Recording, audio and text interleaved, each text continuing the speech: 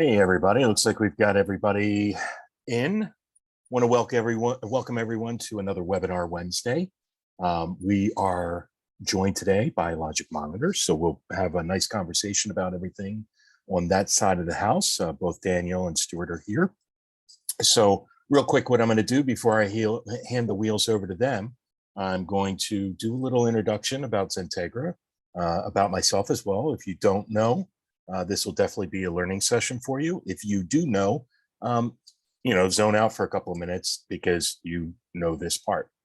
First off, we have the work has no boundaries. I do apologize because when this gets done, it gets posted to YouTube and my square head actually covers the work has. It's something I've got to get addressed. I noticed that the other day, but the work has no boundaries is back. So if you would like the opportunity to be able to win a fabulous brand new Ford Bronco, be sure to follow the QR code, or you can go to our website, XenTegra.com, and you'll see it at the top bar. Once you get into that link, you'll see what you need to do to be eligible and entered in for the raffle for the vehicle. So now that we've got that out of the way, today's webinar, we do have a giveaway. We have an Amazon gift card, courtesy of our partners that are here today with us. They will be awarding this after the webinar, so they'll reach out to you and notify you once we know who the winner is, and they follow up with you. So be mindful, pay attention, ask your questions, be good kids today in class, because if you can, there's a possibility you might just win that Amazon gift card. So with that said, we'll jump into XenTegra itself. If you're not aware, we're a service provider that's out there in the market. We provide professional services. We are resellers in licensing. We provide solutions anywhere from managed solutions to hosted solutions. We work in the public clouds. We learn from the public sector side of the house. We work in the gov clouds, supporting our customers there, all range of commercial, you name it, we hit it. Our main focus in areas within that digital workspace and taking the digital transformation, bringing your environment into the latest and greatest within the digital workspace. And within that, we're focused on EUC and all of those edge solutions within the digital workspace, such as your monitoring, your business continuity, the actual EUC solutions itself, SaaS-based backups, cloud-hosted solutions, hybrid solutions, everything within that environment on the networking side, all of that. And then we can also host and maintain that environment as well. We deal with all of the major partners that you see down here at the bottom. We were founded by Andy Whiteside, who, like myself, came from Citrix. When he left Citrix, he saw that there was a void in our industry. A void of understanding and enablement of our customers that are out there. Partners are just there and available to say, hey, I'll do this project for you and I'm done. But there really wasn't any type of partnership reached between a provider and the customer who's actually making those services in their environment. So that's where we come into play. We understand the market. We understand the solutions.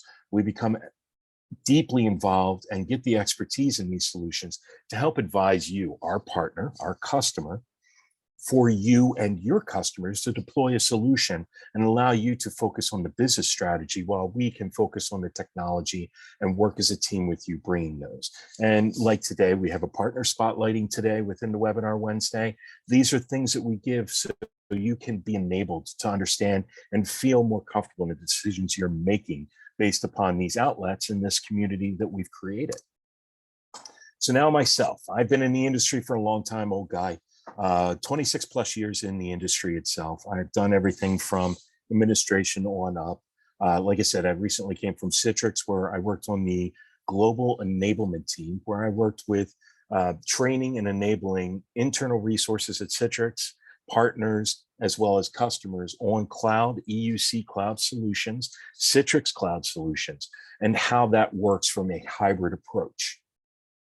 Within all of that environment, I've huge evangelist as far as technologies. Also, I work as very close with our partnership in AWS. So covering a lot of conversations around that cloud type solution.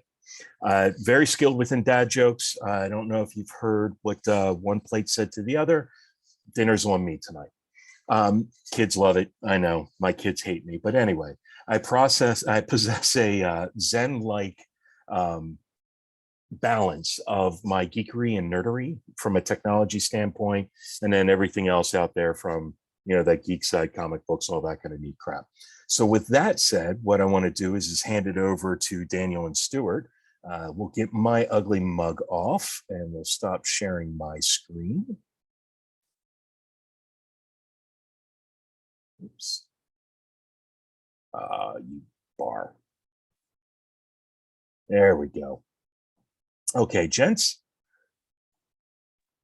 All right, appreciate it. And Stuart, if you want to toss up the slides here. So good afternoon, folks. As John mentioned, Dan Chiari here. I am the one of the US channel managers here for LogicMonitor, and I'm accompanied by one of our observability specialists, Stuart Ainsworth.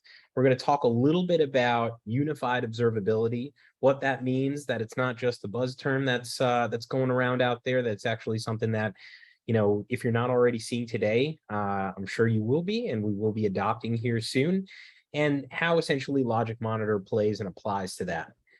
So we'll kind of give you a breakdown of what that is, who we are, and how we kind of apply to that. So let's go ahead and dive right in. So LogicMonitor was founded in 2008, essentially as an infrastructure performance monitoring tool, meaning that we're a SaaS agentless tool that can monitor your IT infrastructure regardless of where it lies, whether that's hybrid, on-prem, or in the cloud. And that's very important, especially because we just talked about John being a former Citrite and digital transformation. I myself am a former Citrite as well. Digital transformation is going to be a huge kind of presser for why we're looking at the use cases we're going to be talking about today. So that's something to keep in mind. As we continued to grow, we became part of the Vista family in 2018, which is a large portfolio of SaaS companies. And that really gave us the backing to get out there in the market and start speaking about how we've changed over the past few years since our onset in regards to meeting all of our customer use cases. So we can go to the next slide. So why LogicMonitor, right? As I mentioned, our customer use cases are super important to us. I think in regards to that digital transformation, when you look at something like infrastructure performance monitoring, those use cases start to shift a bit. We start onboarding SaaS apps and moving workloads to the cloud. You're going to need to understand where your performance lies in the application layer. And then with all of the data that you're getting from different tools to monitor your environment, especially if it's a hybrid or fully in the cloud environment. And we've got things like tool sprawl and too much data that we can't really make sense of as customers. So when we walk into any typical enterprise, we see 10 plus tools that are monitoring different portions of the environment. So how do we get to a place that can give us one single pane of glass, of course, but really give us that strategic observability into the environment so that you as a customer or as an enterprise owner can make the decision, can make the proper decisions that you need to make sure that your business is always on. So speaking of our customers, it actually takes us right into the next slide there. I wanted to make sure that we were looking at the obligatory NASCAR slide, right? And that's not to show you a large swath of customers that we've amassed since our onset, but that's essentially to let you know that the use cases are the same across all verticals. Most of the enterprises we're speaking with today are having the same issues, that lack of visibility, that tool sprawl, too much data to contextualize and make sense out of. And then essentially all of that impacts the business because folks that should be proactive and keeping the business sharp are essentially being reactive and taking the time to be overhead to manage tools that are monitoring the environment. So one logo that you won't see here is actually an airline that we were able to help just a few years ago that had a terrible customer sat score because it was taking too long to actually land, deboard the planes, and onboard new customers, or rather guests into their actual seat. So they actually have a customer sat score that denotes exactly how long that takes, one seat turnaround. And in order to do that one turnaround, they were using 200 different systems, processes, and applications, right? And some of these processes were actually old legacy processes on Unix servers right next to containers in the cloud. LogicMonitor was one of the only platforms that could actually speak to those use cases. And in fact, when we went out the deal, we were able to turn around their customer sat score completely. So we were able to kind of rub that negative outlook they had that year. So that's just one of the many customers we've had. We even have use cases where pest control companies are using us to monitor their pest traps. So there's a lot of different use cases for why we apply in a certain environment and how that actually goes back to a business level conversation that'll matter to you as a customer.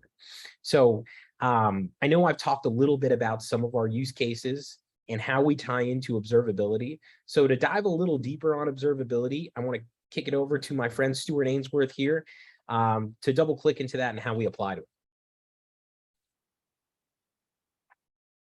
Oh, Stuart, you might be on mute.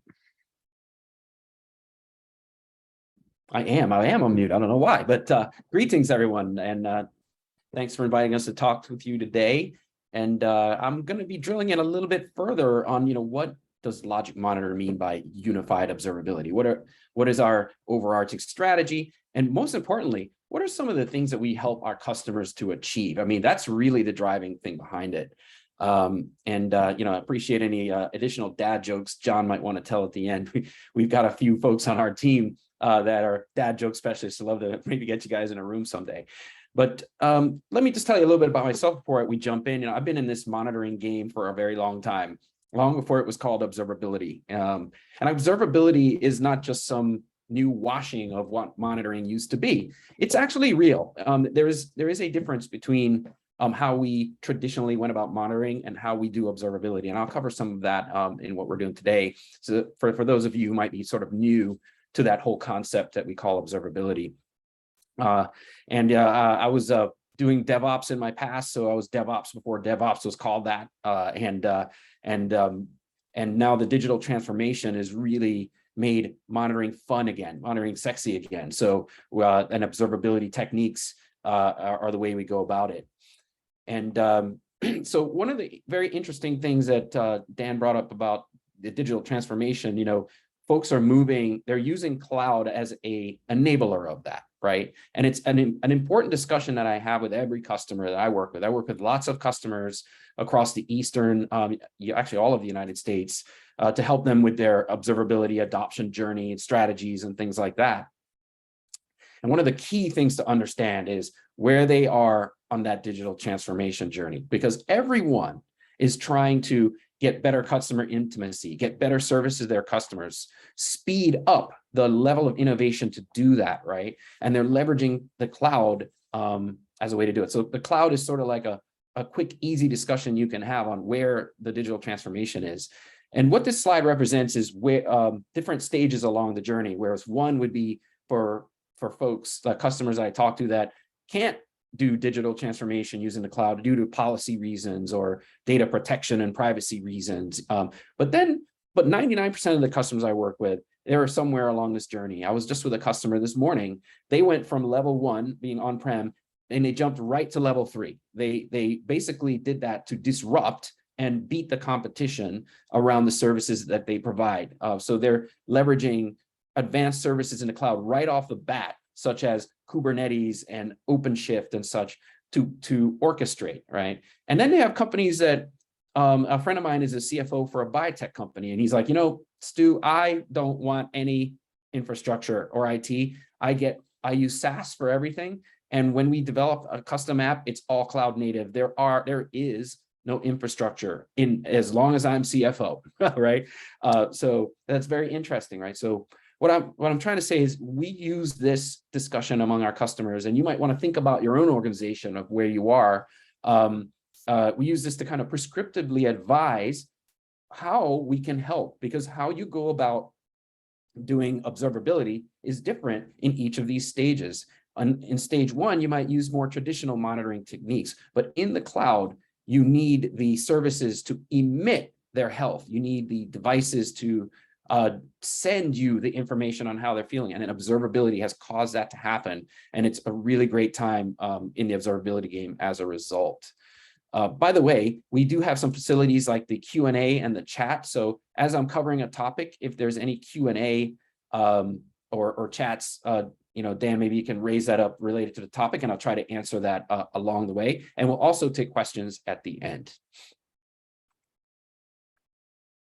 Now, as we're moving along this journey, Dan's already alluded to some of the challenges that we see, such as tool sprawl, but typically we help our customers accelerate their development, accelerate the services they provide to the consumers, accelerate their business or their customer sat scores, such as seat turnaround, right? Those are things that we absolutely care. Everything starts with the business, but under the covers, what are the challenges that they're facing from a technology perspective that observability can help solve?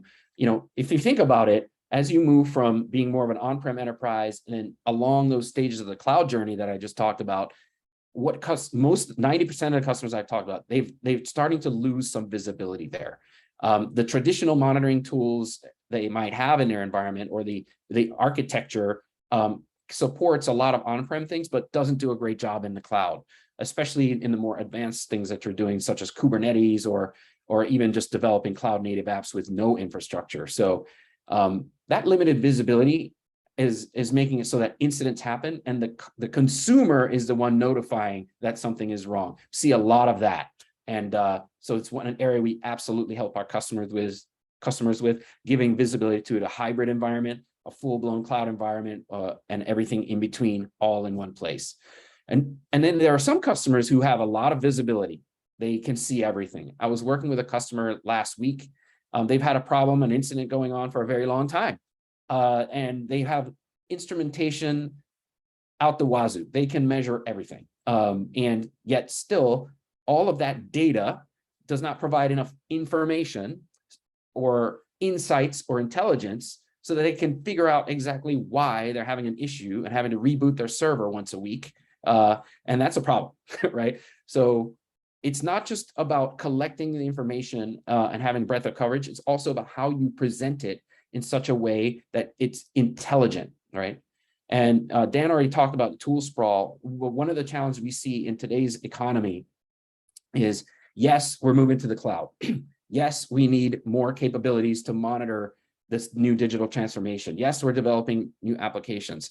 But in order to take advantage of and do a proper job of monitoring it, I need more capabilities, which means I might need more tools. But that's a non-starter, right? So we have to find ways to optimize the tool landscape and the architecture. And this is something we help with. And finally, the more time folks spend reacting to and firefighting, the less time they spend creating new experiences for their consumers, or raising customer sat scores and making faster processes, faster seat turnaround times, and so on. So that's something we help our customers with every day. I think a lot of you on the phone might be in the technical areas of your company, and your day job is not to do firefighting. Your day job is to provide better services to customers, right?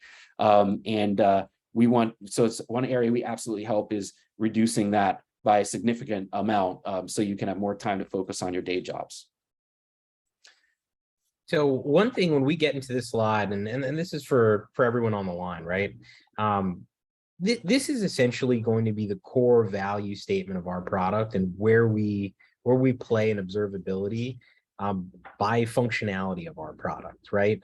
So as Stuart goes through the diagram, I'm going to challenge, I guess, all of the guests to think about your own business and where your team sits today. Any issues you're having with visibility, any issues you're having with reporting, or how any of those visibility issues might actually impact the business. So just wanted to toss that in there, Stuart. Absolutely. And it's a great point that you're making there, the business. Anything observability related truly starts with the business. And that's one of the big differences between just monitoring and observability. So monitoring, we focused a lot on back office, back end, making sure there's availability and performance of devices and infrastructure and even applications and such.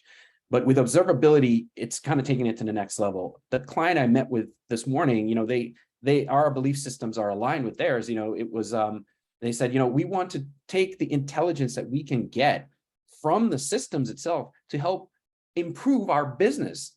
So for example, a great example of that is when Dan gave about seat turnaround time. That is a key performance indicator for the business. And that's the kind of thing that you want to be able to get from the systems. And we use that within our platform. So we have a unified platform that can help to create intelligence at all layers. And business is one of the most important ones, and showing improvement based on that. So we have the ability to do that. And the second area that observability focus on is applications. And that's basically looking at an application from the perspective of the application itself. In other words, inside out. How are the calls going between the different components of the application? What's the response time of that? Are there any errors? Is it abnormal behavior? Is it throwing error events and logging things that are abnormal, that then have an impact on the business, right? Which is part of the reasons why some of those seat turnaround times are so long, because they were having some challenges on that front, right? So and so we in our platform measure what's going on in application a number of ways, both outside in and inside out. So outside in would be more doing it from the perspective of an end user, what we call synthetics, right? To understand whether or not end users are impacting, and doing that before the consumers notify you, right? So that's a really important construct that we do within the platform. And then finally, on the infrastructure side, the infrastructure is there to support the applications, right? So one of the things that LogicMonitor has always had, this is our origin, is really strong coverage, broad coverage across all types of infrastructure, on-prem, networks, whether it's in the cloud services, advanced things like Kubernetes, cloud functions, etc., containers, all of that we do. That's our origin, that we built this platform upon, perfected how it's used, how it presents information, not just data, information, and so that you can make good decisions, which then supports the applications, which then supports the business. Now, the important thing to note about how LogicMonitor does it is the context and the correlation to create intelligence. So everything we do, every piece of data we ingest, whether it be metric data from the business, from the app, or from the infrastructure, whether it be log data from the applications, just logging what they do and how they feel, to infrastructure doing the same thing, or whether it be tracing data, the different calls between the parts of the app, whether it be events, alerts, things like that. All of that is connected to the resource that is delivering those things. And why is that important? When you are trying to figure out if something is healthy, and maybe something goes bump in the night, you need to look at the 360-degree view of what's going on, all the things that are connected around whatever it is you're looking at. So if you get an alert, you want to see what metric went into alert, what resource is that connected to? Are there any important log data information that I should be looking at to understand why there is an alert? Right there on the same screen, really easy to get to. Even interns can be really dangerous using our solution called Envision to understand what's going on. Speaking of Envision, that's kind of a new name for us. We've given our platform a name. It's called Envision. We announced it at our conference in New York over the summer, in spring, I'm sorry. And that's what we call it. And then finally, there's a correlation aspect to it. So everything is connected and automatically correlated for you. So using the machine to create this intelligence that you can quickly understand what's going on and how it impacts your business. And that's observability. And the other thing I want to mention is the techniques that we use to get this information. First of all, in the old days, most of the techniques used agents and things like that had to be installed on infrastructure, and they would run detailed things to pull information out. I guess it's kind of similar to the old ways when we went to the doctor would kind of probe us with stethoscopes and other things, maybe take blood and send it to a lab, and maybe you get some results a few days later, that kind of thing. That's kind of more of a monitoring approach. Observability is quite different. Observability is like an Apple Watch. You put the watch on your arm, or that new device called Ring, right? You put the ring on your finger, and your body is emitting its health information. So LogicMonitor, we do the same with all the new types of infrastructure that has come a long way as it relates to observability. All of these things are emitting their health, and we can absorb that right into this platform and make intelligent decisions and turn that data into information so you can support the business better and reduce the amount of time that you are spending firefighting and other things. Any questions in the chat so far? Nope, we are clear. All right. So I want to highlight a few things that are related to more to the modern approach that you want to take for observability. For us, some of our guiding principles around observability is, one is reducing complexity. As you can imagine, the amount of data and the amount of types of data that you have when you have solutions emitting their health or these days is rather astonishing. I sometimes call it digital exhaust. We're talking orders of magnitude like for smaller environments, smaller companies with less than 1,000 devices, maybe a terabyte a day, and larger enterprises with 30,000 plus devices, hundreds of terabytes a day, right? How do you make sense of all of that? And how do you create an architecture that can absorb that and manage it over time, right? So for us, we want to reduce the complexity of dealing with all of that data, metrics, logs, traces, events, etc., right? And we are a SaaS-based approach.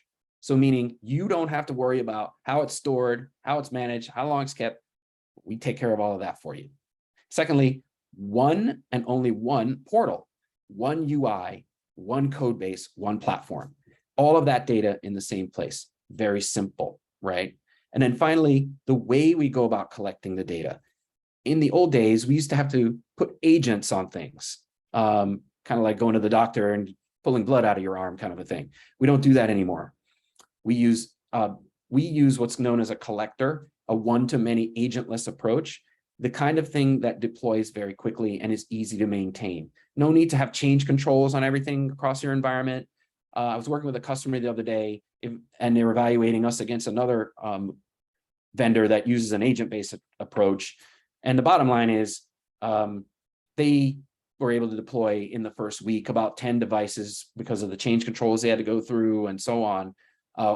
And in like something like a total of 4 hours on ours, with ours, they deployed 120 devices. And they did that kind of automatically without a lot of our help. It's kind of a very simple thing. So we focus really heavily on making it easy to maintain, but yet having a broad coverage across everything. And thanks to observability, we're absolutely able to do that. Thanks to open standards like open telemetry, open standards like open metrics, Prometheus metrics, we're absolutely able to do that very, very quickly and simply. The second thing that's really important to understand is this concept of contextual analysis. All of the customers I talk to have really, especially in the larger enterprises, which is typically where I'm working with, they do have the data somewhere. And what they're struggling with is, even though they have the data somewhere, it's spread across multiple teams and multiple tools. And so they have to bring everyone together whenever something goes bump in the night. And everyone has to sort of look at their individual thing and try to make sense of it all. So what they're trying to do now is create one place where everyone can look. And that's exactly what we've already done. So this concept of contextual analysis for us, like I mentioned, all data is connected to a resource of some kind. And therefore, from there, you can pivot and get a 360-degree view of what's going on. So if you might start an alert, go to the resource having alert, then look at whatever log information maybe coming from the application that's connected to that resource. It's really fast and easy to do. And so when you have that level of intelligence, that level of Zen, if you will, you don't necessarily need to engage every team on every incident anymore. Everyone is able to see what's going on. Everyone is able to kind of prove their innocence right off the bat. And you're able to say, you know what, for the first time, a DBA team, a network team, you're not guilty. Carry on, keep developing, go have lunch, whatever it is, you were doing, carry on.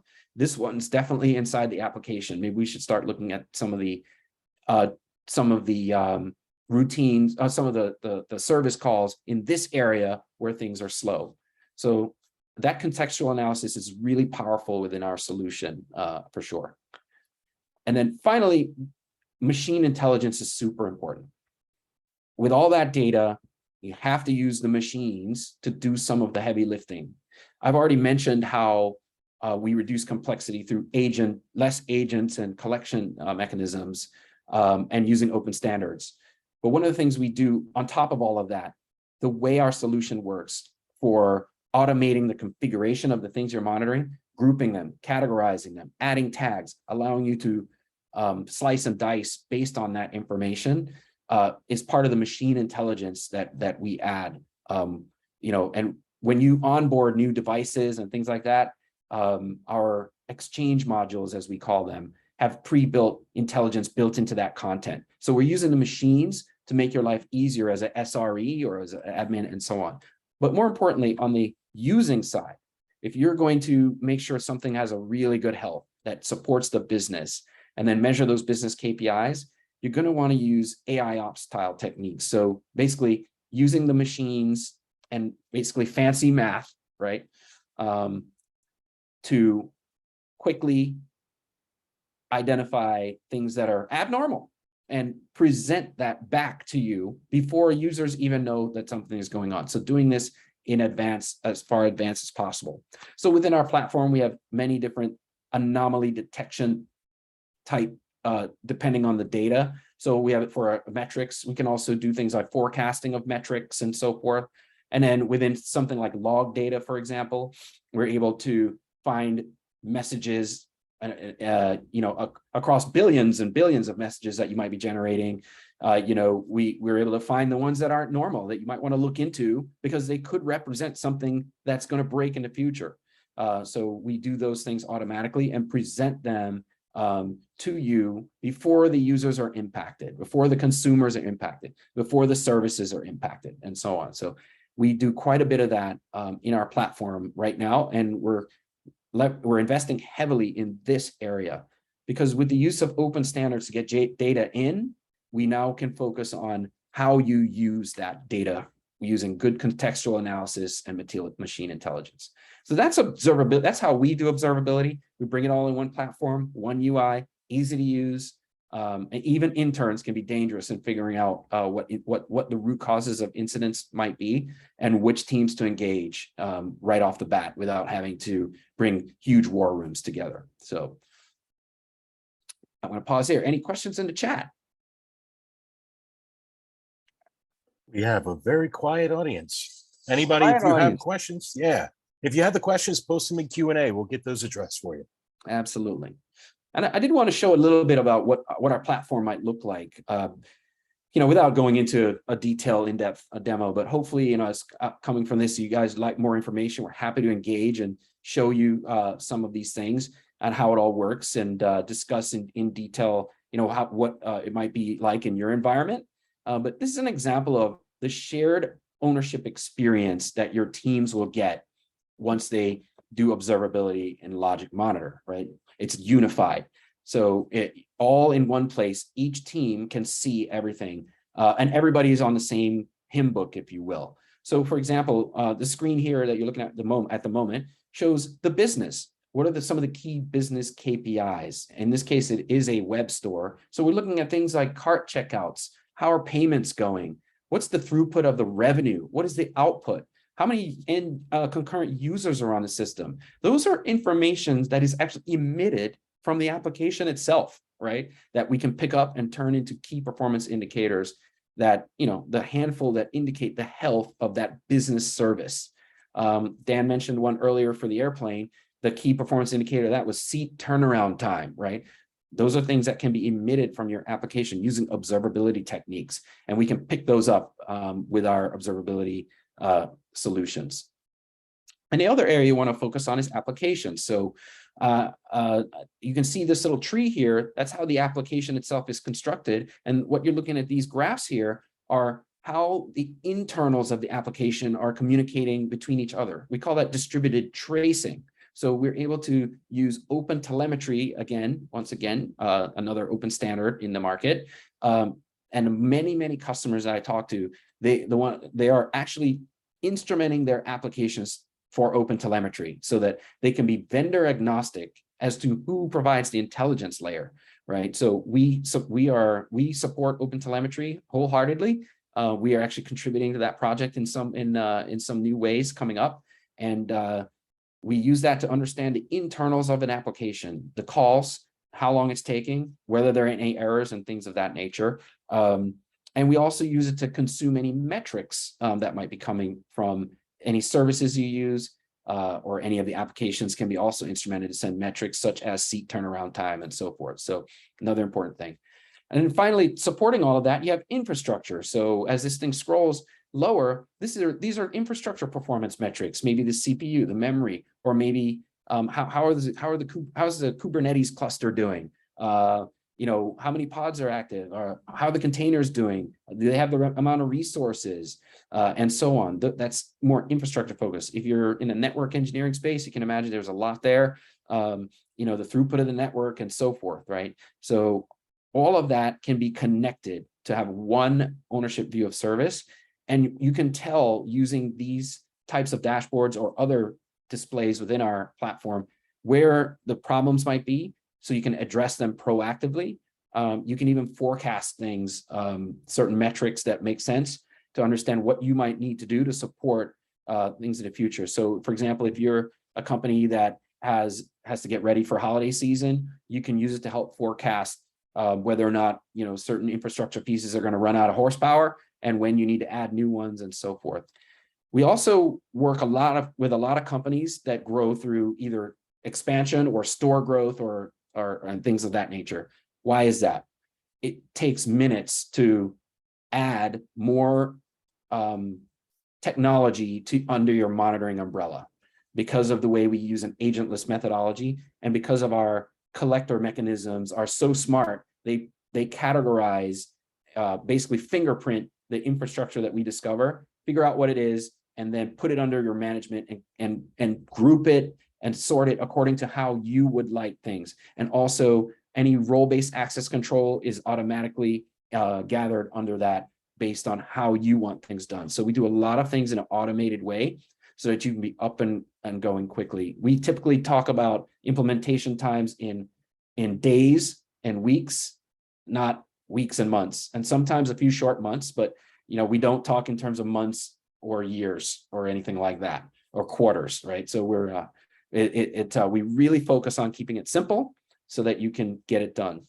And for most of our customers, it is a journey.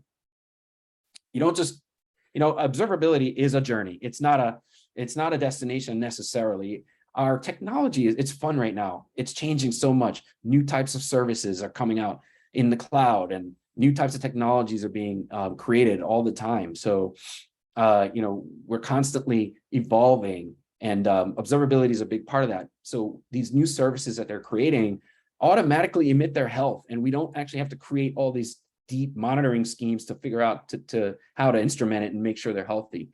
So most of our customers will start off, maybe a hybrid or cloud native, and they are working on, like hybrid and cloud native, like from an initiative standpoint, and they start by monitoring any of the SaaS applications they may have, like O365 or Salesforce, and monitoring the infrastructure and ingesting within that all of the data that infrastructure is emitting. And that infrastructure could include cloud native infrastructures, could include things like Kubernetes.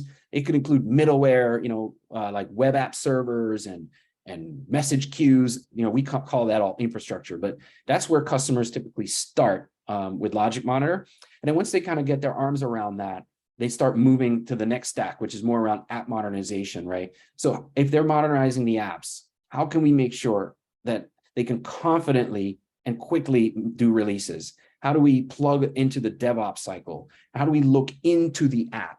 Or how can the app emit its health using distributed tracing and open telemetry and any of the key performance indicators within that app? So we start instrumenting with what we call APM, application performance monitoring, and monitoring some of the microservices and other things within it. And then in the last part of the journey, we start looking at deeper APM functionality around tracing and metrics. So this is a typical journey that our customers take. And those metrics will typically contain business information such as seat turnaround time, revenue, cart checkouts, and stuff, things like that. So now you have the full 360-degree view of all 3 layers of the platform.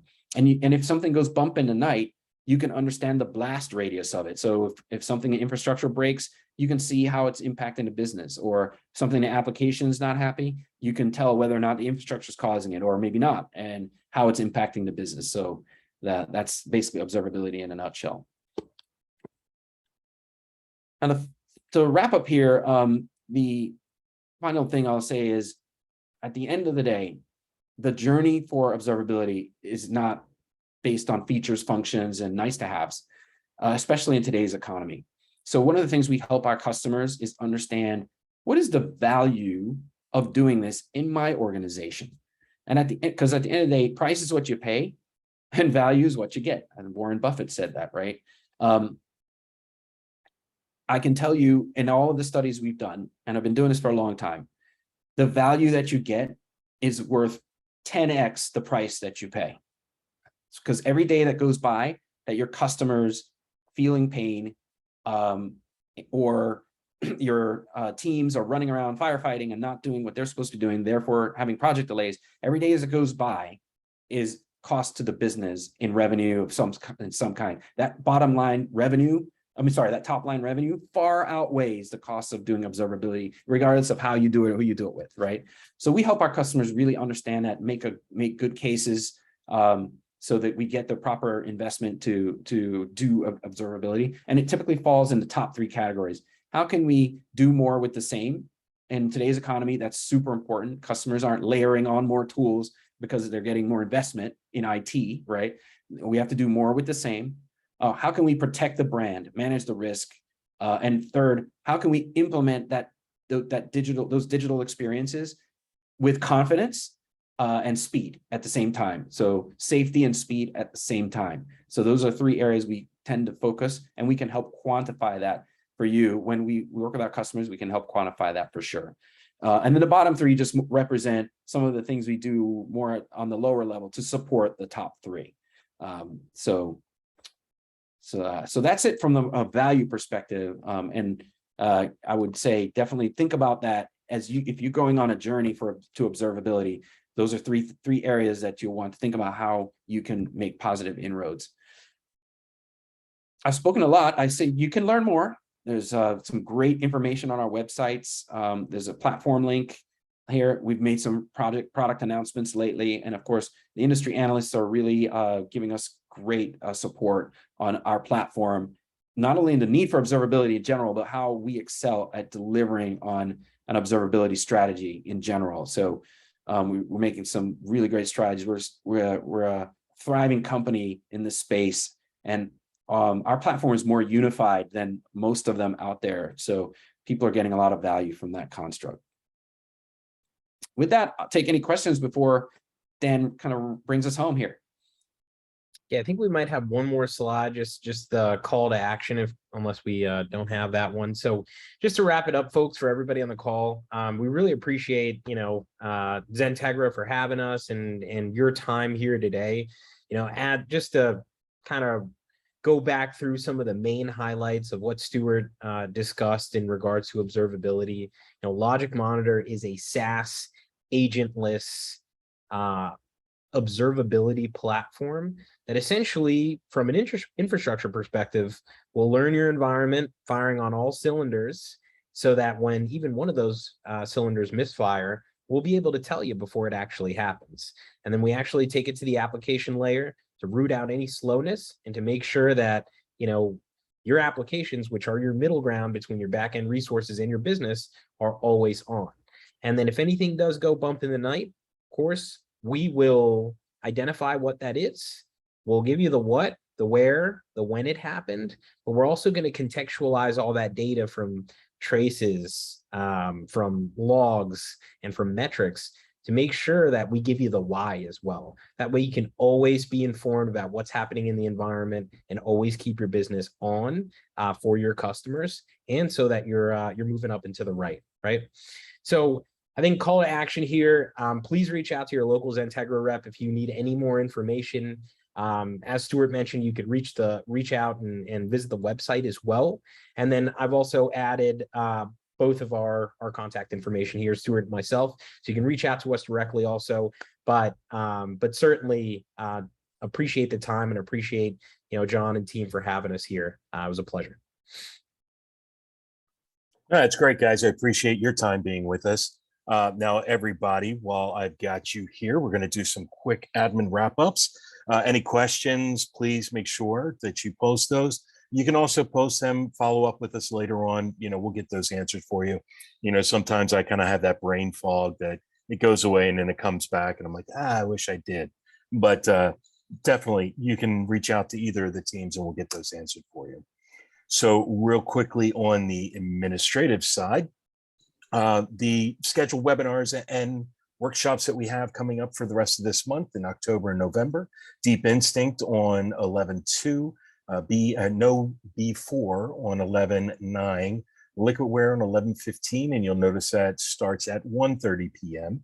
XenTegra at 1 p.m. on 11/16, Cameo on 11:30.